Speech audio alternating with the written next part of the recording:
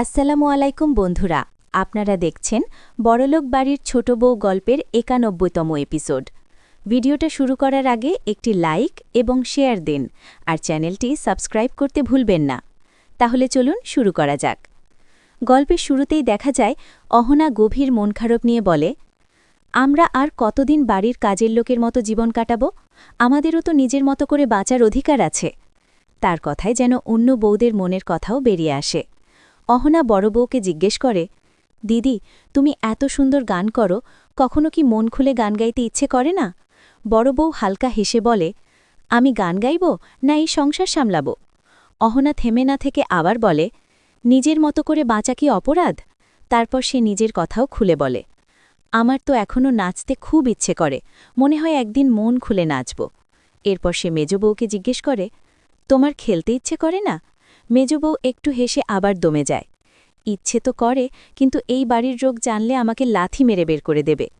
পরিস্থিতি আরও আবেগপূর্ণ হয়ে ওঠে যখন অহনা ছোট বউকে বলে, তোমার স্বামী যদি সবসময় তোমার পাশে থাকত, তাহলে তুমি অনেক কিছু করতে পারতে। ছোট বউ তখন কষ্টের হাসি দিয়ে বলে, উনি তো কয়েকদিন পরেই চলে যাবে, তারপর আমার জীবনও তোমাদের মতোই হয়ে যাবে। অহনা তখন সাহস দিয়ে বলে, তাহলে তুমি ওনার সঙ্গে চলে যাও না কেন? ছোট বউ মাথা নেড়ে বলে, এই বাড়ির কেউ আমাকে যেতে দেবে না। অহনা দৃঢ় গলায় বলে, সময় বদলায় দিদি, আমাদেরও বদলাতে হবে। এরপর অহনা পরিকল্পনার কথা মনে করিয়ে দেয়। আগে মাকে মনে করিয়ে দিতে হবে, কাল আমরা মন্দিরে যাব, আর ব্যাগগুলোও রেডি করতে হবে। বড় বউ একটু ভয় পেয়ে বলে, আমার খুব ভয় লাগছে, যদি বাড়ির সবাই জেনে যায়? অহনা দৃঢ়ভাবে বলে, যদি ভয় পাও তাহলে আমার সঙ্গে এসো না, কিন্তু আমি মাকে তীর্থযাত্রায় পাঠাবো, এটা মায়ের স্বপ্ন। তখন বড় বউ আবেগ নিয়ে বলে, আমরা ভয় পেলেও তোর সঙ্গে থাকব, কারণ এটা আমাদেরও ইচ্ছে। এরপর দেখা যায় ৪ বউ আর তাদের শাশুড়ি একসাথে বাড়ি থেকে বের হয়। শাশুড়ি অবাক হয়ে জিজ্ঞেস করেন, তোরা সবাই একসাথে কেন বের হয়েছিস? আবার কোনো ঝামেলা করবি নাকি? আর এই ব্যাগগুলো কিসের? অহনা মিষ্টি হেসে বলে, মা, মন্দির থেকে ফেরার পথে আমরা দোকানে যাব, এই ব্যাগে শাড়ি আছে। শাশুড়ি সন্দেহ করে বলেন, আমাকে একা রেখে তোরা সবাই চলে যাবি? অহনা একটু কৌশলে বলে, না মা, আপনি চিন্তা করবেন না, আমরা কাছেই থাকব। এরপর তারা বাসস্ট্যান্ডে পৌঁছায়। শাশুড়ি অবাক হয়ে বলেন, এখানে কেন দাঁড়ালাম? অহনা বলে, মা, সতু মামা এখান থেকে তীর্থে যাবে, আমরা ওনার জন্য খাবার এনেছি। শাশুড়ি খুশি হয়ে বলেন, খুব ভালো কাজ করেছিস। এরপর বাস আসে, আর ৪ বউ একে একে বাসে উঠে পড়ে। শাশুড়ি অবাক হয়ে বলেন, তোরা বাসে উঠছিস কেন?